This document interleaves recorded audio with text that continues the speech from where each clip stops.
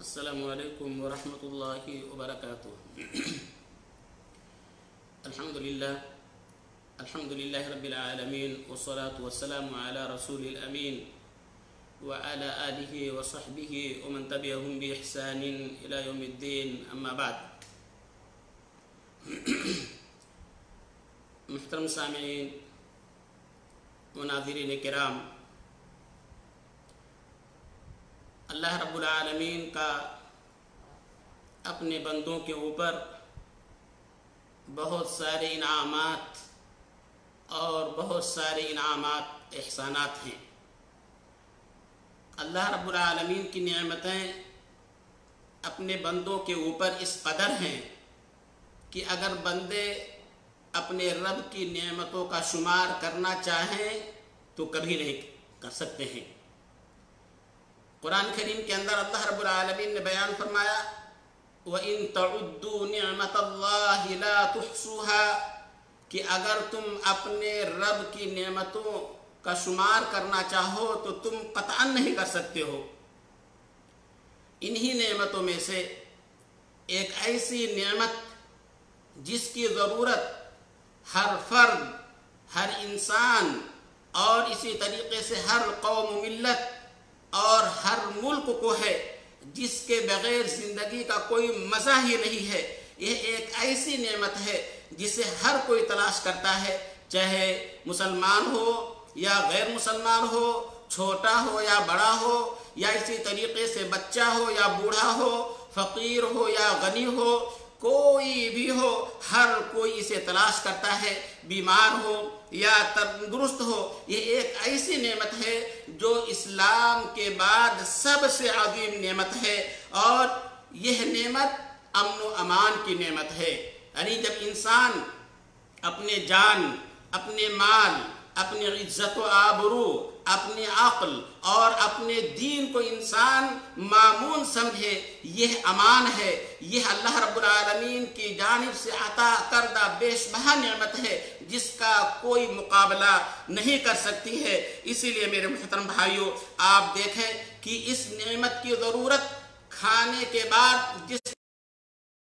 ضرورت ہوتی ہے زندگی کے لیے، اسی طریقے اس سے بھی زیادہ اس نعمت کی ضرورت انسان کو ہے، کھانے سے بھی زیادہ۔ ابراہیم علیہ السلام نے جب دعا کی تو انہوں نے یہی دعا کی تھی رب اجعل ھذا بلدا آمنا وارزق اہلہ آمن منہ۔ سب سے پہلے آپ دیکھیں اس آیت کے اندر ابراہیم علیہ السلام نے جو دعا کی اپنے رب سے کہ اے میرے رب کو اس مکہ کو، اس بلد کو، اس شہر کو پرامن بنا دے۔ سب سے پہلے امن و امان کی دعا کی، اس کے بعد غذا کے لیے، کھانے پینے کی چیزوں کے لیے ابراہیم علیہ السلام نے دعا کی، جس سے یہ معلوم ہوتا ہے کہ امن و امان ایک عظیم نعمت ہے۔ کھانے پینے سے زیادہ ضرورت انسان کو امن و امان کی ہے، اس لیے کہ جب امن و امان ہوتا ہے تو انسان کی جانیں محفوظ ہوتی ہیں، انسان کے مال محفوظ ہوتے ہیں، انسان چاہے گھر میں رہے یا اسی طریقے سے باہر رہے سکون اور اطمینان محسوس کرتا ہے۔ اور جب امن و امان غارت ہو جائے تو انسان کو کہیں بھی سکون اور کہیں بھی لذت حاصل نہیں ہوتی، کتنے بھی کھانے پینے کی چیزیں، عیش و آرام کی چیزیں اس کے پاس کیوں نہ ہو، لیکن اگر امن و امان نہیں ہے تو انسان سکون کی زندگی گزار نہیں سکتا ہے۔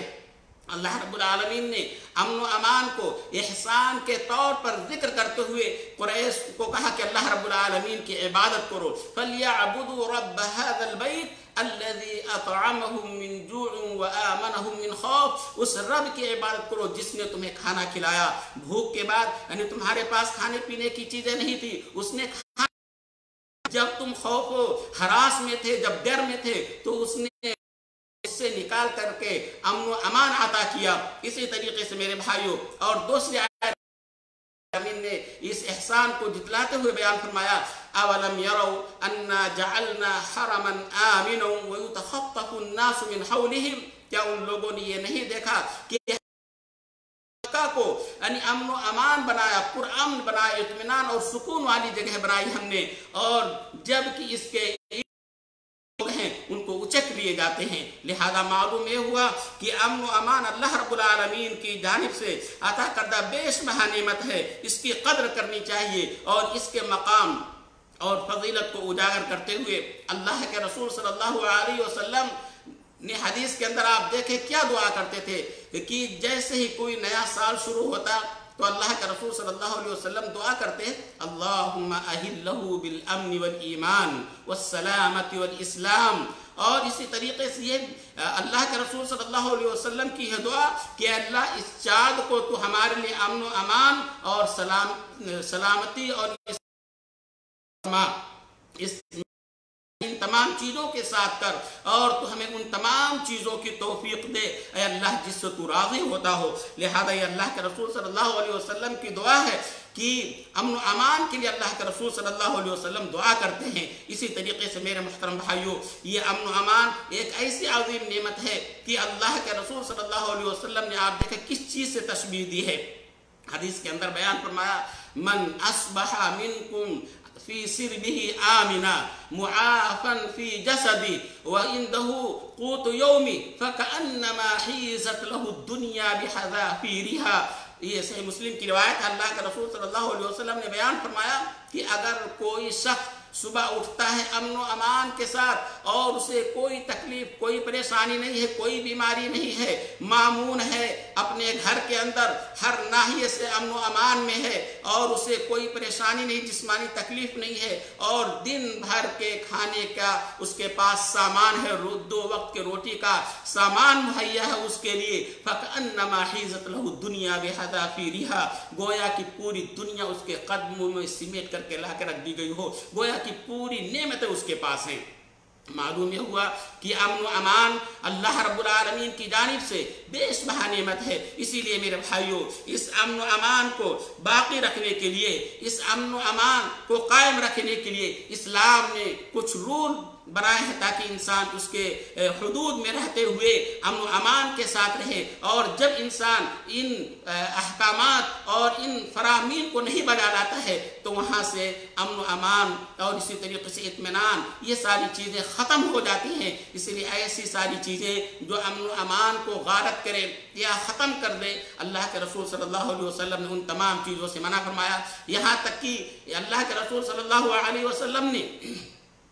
یہ بھی بیان فرمایا کہ کوئی مسلمان کسی مسلمان کو نہ ڈرائے، یا اسی طریقے سے کوئی مسلمان اپنے بھائی کی طرف یعنی کسی اسلحہ کے ذریعہ سے، کسی ہتھیار کے ذریعہ سے اشارہ نہ کرے، بلکہ یہاں تک اللہ کے رسول صلی اللہ علیہ وسلم نے بیان فرمایا اگر کوئی بھائی اپنے بھائی کی طرف کسی لوہے سے اشارہ کرتا ہے مارنے کی، یا اسی طریقے سے ڈراتا ہے، اس کو دھمکی دیتا ہے، تو اللہ کے رسول صلی اللہ علیہ وسلم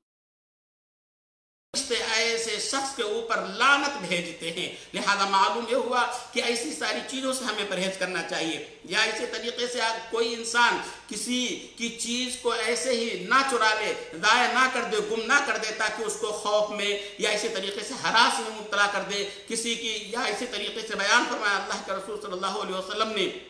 اگر کسی نے اپنے بھائی کی لاٹھی کو اگر چھپا دیا ہے تو اس کو لا کر کے حاضر کر دے، اس کو دے دے، تاکہ اس کے نہ پانے کی وجہ سے اس کے دل کے اندر ڈر نہ پیدا ہو۔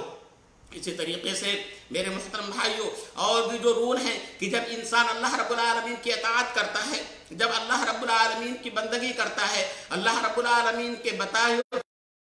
احکامات کے مطابق اگر وہ زندگی گزارتا ہے اور شرک سے وہ دور رہتا ہے، توحید پر قائم رہتا ہے، تو اللہ رب العالمین ایسے معاشرے کے اندر امن و امان کو پیدا کر دیتا ہے۔ اور یہ اللہ رب العالمین کا وعدہ بھی ہے کہ جب انسان اپنے رب کی عبادت کرتا ہے اور شرک و بدعات اور خرافات سے دور رہتا ہے تو اللہ رب العالمین امن و امان پیدا کر دیتا ہے۔ وعد اللہ الذین آمنوا منکم وعملوا الصالحات ليستخلفنهم في الارض وليمكننهم دينهم الذي ارتضى لهم وليبدلنهم من بعد خوفهم امنا يعبدونني لا يشركون بي شيئا۔ اسی طریقے سے میرے محترم بھائیوں،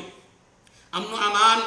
جب اس وقت غارت ہوتا ہے جب انسان اللہ رب العالمین کی عطا کردہ نعمتوں کی ناشکری کرتا ہے۔ یہ ناشکری کرنا بہت بڑا جرم ہے۔ اللہ رب العالمین اپنے بندوں سے اپنی نعمتوں کو چھین لیتا ہے۔ آپ غور فرمائیں، قرآن کریم کے اندر اللہ رب العالمین نے مثال دی ہے، وَضَرَبَ اللَّهُ مَثَلًا قَرْيَةً كَانَتْ آمِنَةً مُطْمَئِنَّةً يَأْتِيهَا رِزْقُهَا رَغَدًا مِنْ كُلِّ مَكَانٍ فَكَفَرَتْ بِأَنْعُمِ اللَّهِ فَأَذَاقَهَا اللَّهُ لِبَاسَ الْجُوعِ وَالْخَوْفِ بِمَا كَانُوا يَصْنَعُونَ۔ اللہ رب العالمین نے ایک بستی والوں کی، ایک گاؤں والوں کی مثال دی کہ بہت ہی اطمینان اور سکون کے ساتھ زندگی بسر کر رہی تھی، اور اس کے کھانے پینے کی چیزیں ہر طرف سے فراوانی کے ساتھ چلے آ رہے تھے۔ لیکن جب ان لوگوں نے اللہ رب العالمین کی نعمتوں کی ناشکری کی تو اللہ رب العالمین اس ناشکری کے، ان کے کرتوت کے پاداش میں اللہ رب العالمین نے خوف کا اور اسی طریقے سے بھوک کا مزہ انہیں چکھا دیا۔ یا اسی طریقے سے آپ قوم سبا کے تعلق سے آپ دیکھیں، قرآن کریم کے اندر اللہ رب العالمین نے بیان فرمایا سیروا فیہا لیالی و ایاما آمنین، امن و امان کی نعمت عطا کی تھی انہیں، بے شمار نعمتیں اللہ رب العالمین نے دی تھیں کہ امن و امان کے ساتھ رہیں، بہت سارے باغات اور اسی طریقے سے تجارت کے ساتھ بہت ساری چیزیں تھیں۔ لیکن ان لوگوں نے جب اللہ رب العالمین کی نافرمانی کی، اللہ رب العالمین کی ان نعمتوں کی ناقدری کی، تو اللہ رب العالمین نے طوفان کے ذریعے سے ان کے سارے باغات کو تہس نہس کر دیا، برباد کر دیا، اور اسی طریقے سے ان باغات جو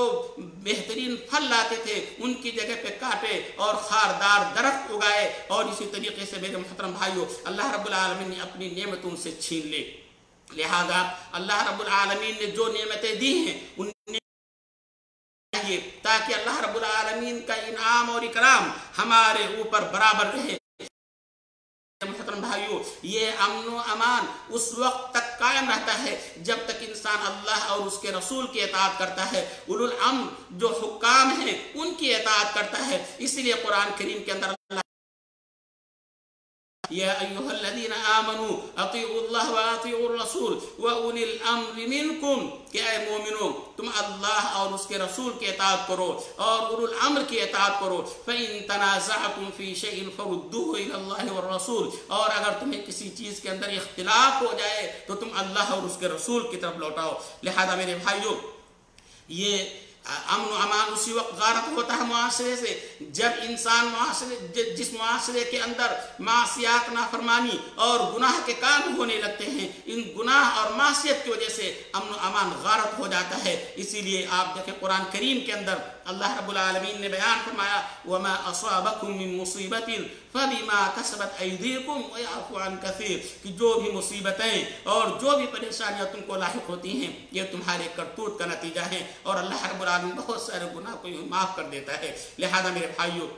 ہمیں چاہیے کہ امن و امان کو باقی رکھنے کے لیے ہمیں اللہ رب العالمین کی اطاعت اور اس کی بندگی کی طرف لوٹنا چاہیے، اور معصیت، نافرمانی اور گناہ کے کام سے ہمیں دور رہنا چاہیے۔ اللہ رب العالمین سے دعا ہے کہ اللہ رب العالمین معاشرے کے اندر، ملک کے اندر امن و امان کو قائم اور دائم رکھے، کیونکہ امن و امان سے قوموں کی ترقی ہوتی ہے اور لوگوں کی جانیں محفوظ ہوتی ہیں، لوگ امن و اطمینان اور سکون کے ساتھ رہتے ہیں۔ اللہ رب العالمین تو ہر ملک کے جتنے بھی اسلامی ممالک ہیں یا جتنے بھی ملک ہیں، جتنے بھی مسلمان ہیں، ان کے اندر اللہ رب العالمین امن و امان کو قائم اور دائم رکھ، اور ہمیں آپس میں اختلاف سے ہمیں بچا، اور اسی طریقے سے معصیت اور نافرمانی سے ہمیں محفوظ رکھ۔ اے اللہ، جب تک تو ہمیں اس دنیا کے اندر باقی رکھ، اسلام پر باقی رکھ، اور جب ہمارا خاتمہ ہو اسلام پر ہو۔ آمین۔ وآخر دعوانا الحمدللہ رب العالمین، وصلی اللہ علی نبینا محمد وعلی آلہ وصحبہ وسلم، والسلام علیکم ورحمۃ اللہ وبرکاتہ۔